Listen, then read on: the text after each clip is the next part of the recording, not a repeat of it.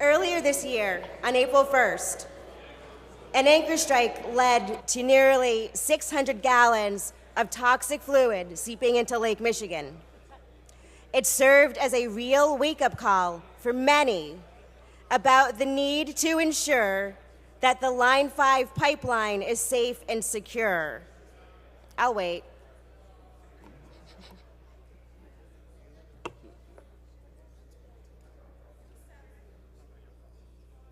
Now, of the many miles and pipelines that transport oil and gas throughout our state that could also burst and lead to devastating and lasting effects for Michigan, this bill only speaks to Line 5, the span that's within the Straits of Mackinac.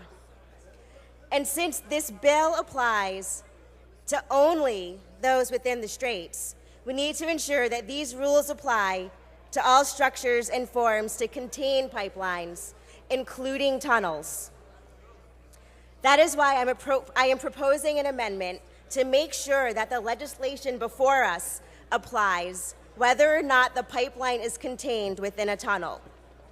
Our environment, our economy, and our public health depend on our pipelines being safely and properly maintained.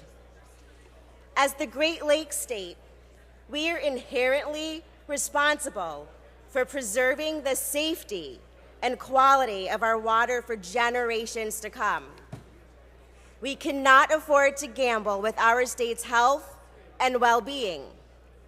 In fact, Michigan's General Water Pollution Control Statute, Part 31, Water Resources Protection of the National Resources and Environmental Protection Act, prohibits discharges of injurious substances, which include oil or other petroleum products, into state waters.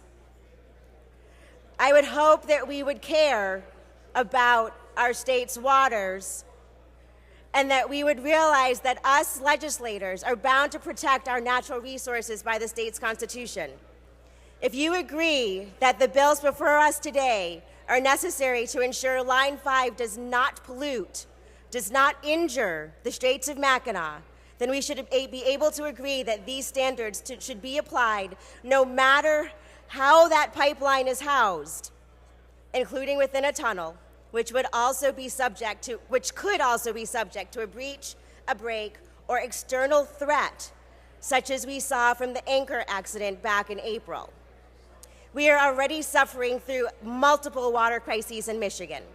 We cannot run the risk of allowing yet another one to occur in the Great Lakes state. And I hope you will join me in supporting my amendment today, and in doing so, protect Michigan's precious water. Thank you, Mr.